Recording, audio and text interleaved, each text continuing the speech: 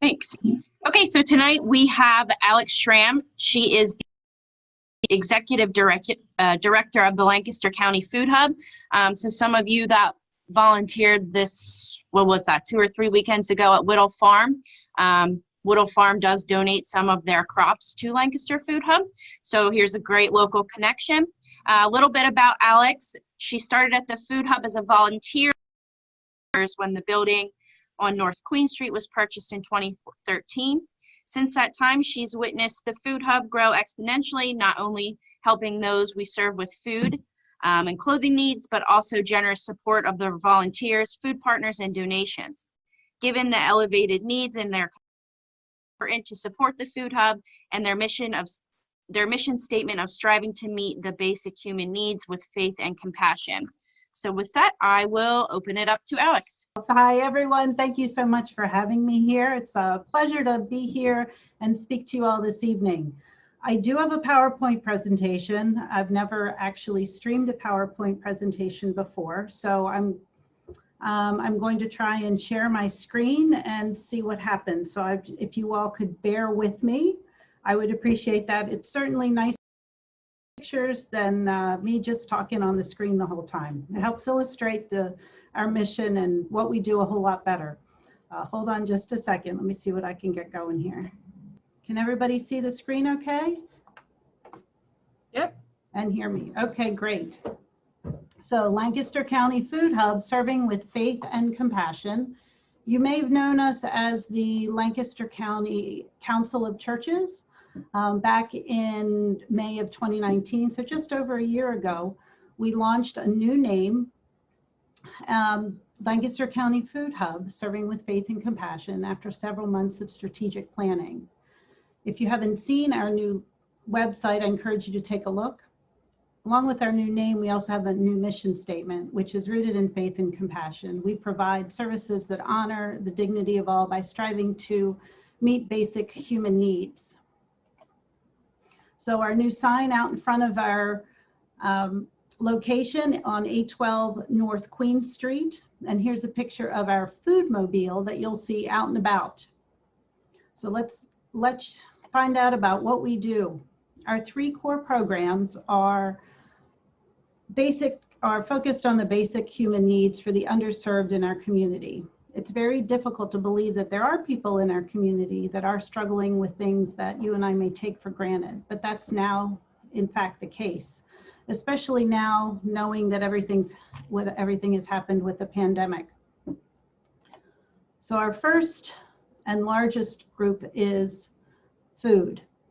So can you imagine having to choose between paying a utility bill or buying food for your family, or that going without that needed medication because there isn't enough money to buy food? This is a decision that you may never had to have made or will never have to make. But for people suffering from food insecurity, almost 70% are faced with this agonizing decision. The main reason we decided to move to a new space was to create a food hub to meet the growing needs of individuals suffering from food insecurity in our community. So what does food insecurity look like in our community? Over 52,000 individuals in Lancaster County suffer from food insecurity, which is about 9% of our population. In other words, they don't know where they're getting their food for themselves or their families. And of that, 16% are children under the age of 18, and 39% are in the city of Lancaster. So how do we respond to the growing demand for food? We distribute food 4 days a week, Monday, Tuesday, Thursday, and Friday from 9:30 to noon. And anyone can walk in at any time and get that food. This picture shows you the line that forms daily of people waiting for the food distribution to begin. In the afternoons, we distribute food orders to up to 20 caseworkers who come and take the food to their clients who are unable to get to morning distribution hours. Through this work with caseworkers from 25 other nonprofit agencies, we also meet the need of seniors. We go to 2 low-income senior housings, 2 in Lancaster City and 1 in Millersville, We also have seniors who come to us on separate senior hours for those who are struggling. They get things like shelf stable and pantry items. We also serve community meals. We provide free food to community meal organizations to help offset their food costs. In 2019, that program alone impacted over 80,000 individuals. We also respond to emergency needs from caseworkers as well as people who are literally homeless at any time outside of our regular distribution schedule. So this is a picture, gives you an idea of the kind of food that people receive when they come to us. Every person receives a dry bag full of shelf-stable items like soups, rice, canned meats, peanut butter, pasta, beans. They also receive meat, milk, eggs, cheese, and a large assortment of fresh and healthy items. Now this model has changed a little bit with COVID because we've set up all sorts of precautions. We actually do a contactless type of distribution. So while people come in, we actually have everything pre-assembled so they don't choose what they used to be able to choose, but we load everything, we walk out to their cars and load it all into the trunks for them. So it looks a little bit different than it has pre-March. Overall, they leave with about 80 pounds of food valued at about $150 to $200 or 75 meals per month. We can't distribute all that's meant to be a sole source of food, but rather to help fill the void that an individual or family has. The focus of the hub is not only to meet the immediate needs of addressing hunger, but also, most importantly, providing healthy items for our clients to enjoy. The data is clear that the long-term benefits of a nutritious diet. According to a survey done in Central Penn of households suffering from food insecurity, 33% of households reported at least one member with diabetes, 58% reported at least one member with high blood pressure. Additionally, obesity is on the rise with 2 out of every 3 adults and a third of children ages 6 to 19 being classified as obese. In 2019, we distributed over 1 million pounds of food valued at $1.6 million. About half of that food was purchased and half is donated. Our key partners are Whole Foods, Costco, Target, Wegmans, and Gobble. We daily pick up from these organizations, and these pickups allow us to distribute a wide range of food, but it also helps expand the quality of the food that we can distribute. We now regularly have organic salads and vegetables, cut fresh fruit, and prepared items like deli salads and quiches. This slide is just to show you the growth of the program. As you can see, year over year, we've grown 41% in food distributions. Last year, we served the community with about 846,000 meals. That's just with distribution. We have, so half of our food is donated. Where do we get the other half? Excellent question. We actually purchase our food through Central Pennsylvania Food Bank and through the Allied Milk Foundation. We receive a grant from them, so our clients can get a supply of fresh milk when they come in. Most places they can't get that, so this is a great benefit, and they're very appreciative of the fact that we can get that. We also get some shelf-stable milk as well as almond or macadamia nut milk for those that have special needs. So going back to healthy food and how food is important to have a healthy diet, we began something called the Food Pharmacy in partnership with Lancaster General. We have an on-staff registered dietitian. Research has shown that healthy diet and exercise can be just as important, an important medication as managing diseases. However, people lack access to healthy food or knowledge about healthy diet, and that's where the food pharmacy comes in.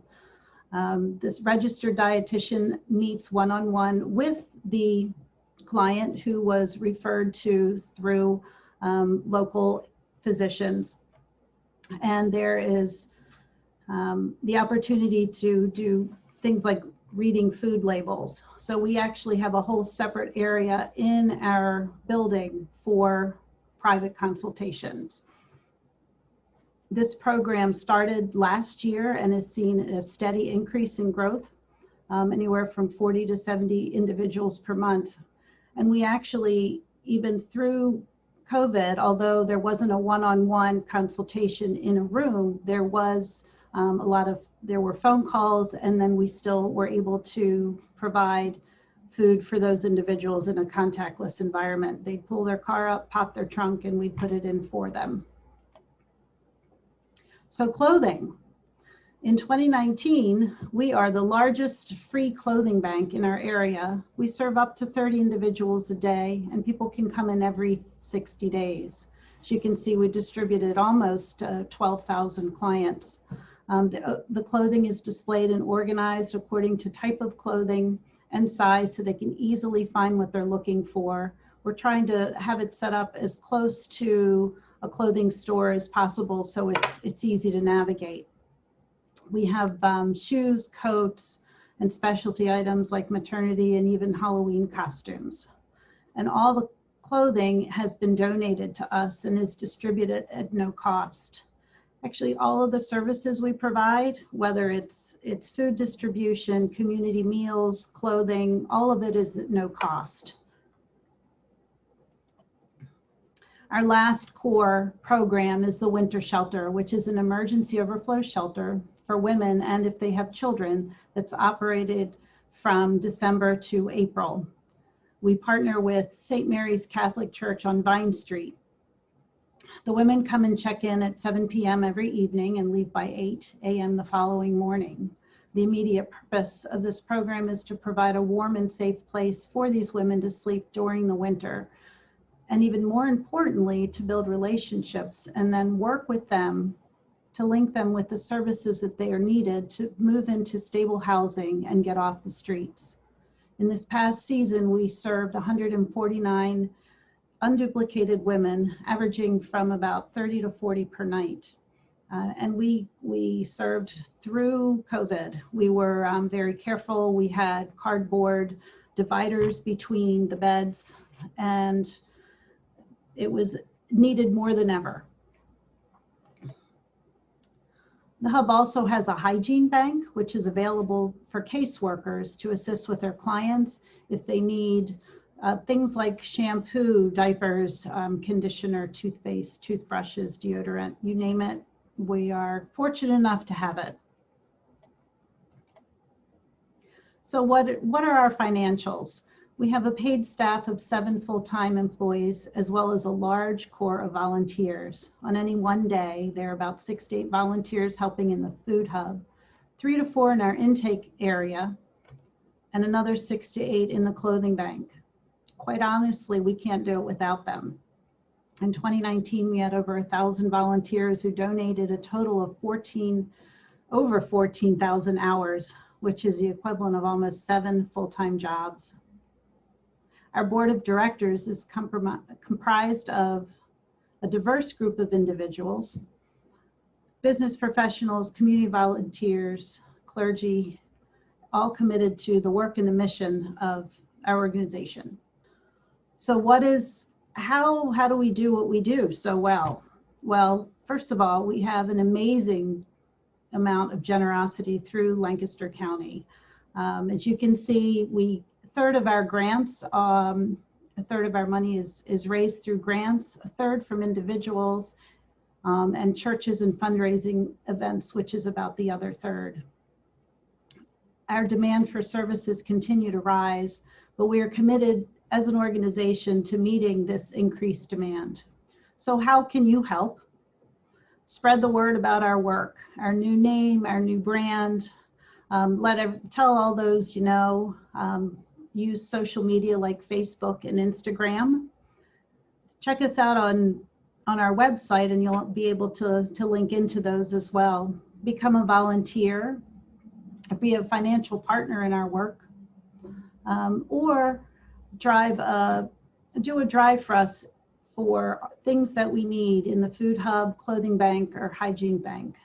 You can collect gift cards to Home Depot, Walmart, or Giant to help obtain other needed supplies. We also have on our website a wish list through Amazon. So we update that every other week, things that are needed that you can easily just put in your cart and at Amazon, and they get shipped right straight to us. Things typically that are needed in our clothing bank are new underwear and socks. So that's a big one that we get. Thank you, Alex. We'll go ahead and open it up for questions. Just remember to unmute if you want to ask a question. We did have everyone muted during the presentation.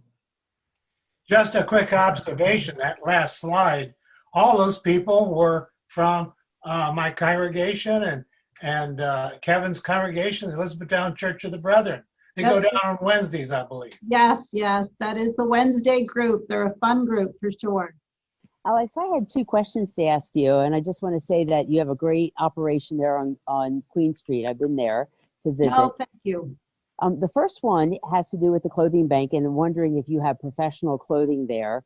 And then the second question has to do with the food hub. You offer meats, and I thought maybe you could just share briefly about the meat that you offer, because we do not offer frozen or fresh meat in our local food pantry here in Elizabethtown.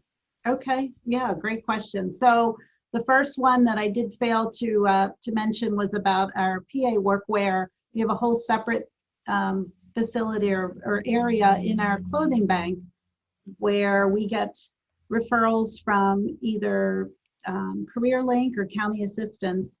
For the first step is if someone received an interview, they come to us for a private suiting where we provide them as a one-on-one consultation with brand new clothing, shoes. It can be anything. I mean, it's not suits anymore, as many of us know.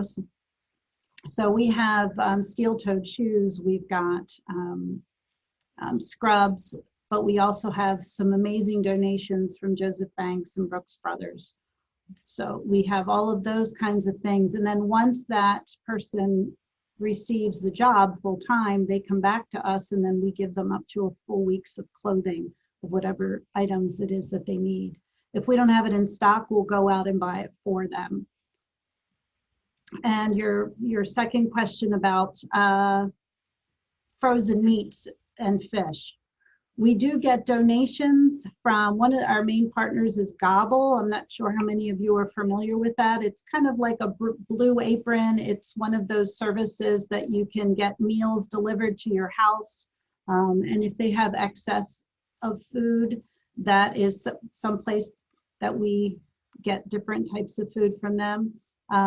Also, we do have partners that we partner with to get the frozen food. But all the food, all the meat, fish, cheeses that we do distribute are frozen. We keep them frozen to keep that, shelf life longer. And then also going out into the hot weather, we don't know how long the clients have between when they see us and when they get home. So we want to do everything we can to prevent spoilage. Great. Anyone else have any other questions before we wrap up here? We have found it very convenient to drop off clothing. Yes, you can pull right up alongside the building on Clay Street. You can see Clipper Stadium right from where we just catty corner from there, and we're open from 9:30 to 3:30.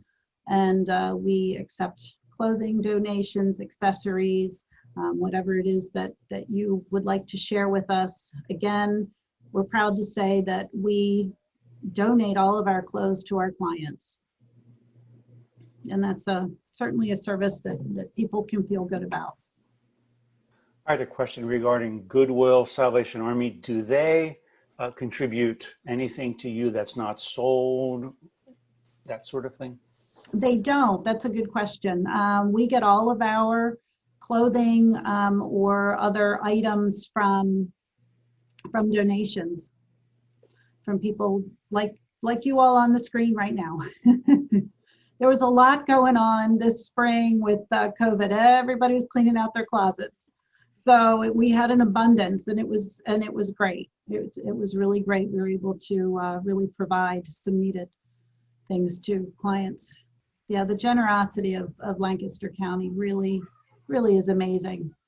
Well, thank you, Alexandra. We appreciate your time and sharing more about your organization. Great information out here. Make sure, as she mentioned, check them out on their social channels and website and see how you can help individually. And certainly we can think about ways of an organization as well that we can take a look and hopefully support you as well in the future. That sounds great. Great. Well, thanks, everyone. If anyone doesn't have anything else, I'm going to wrap up the meeting. Okay, I'm going to do my little bell here again.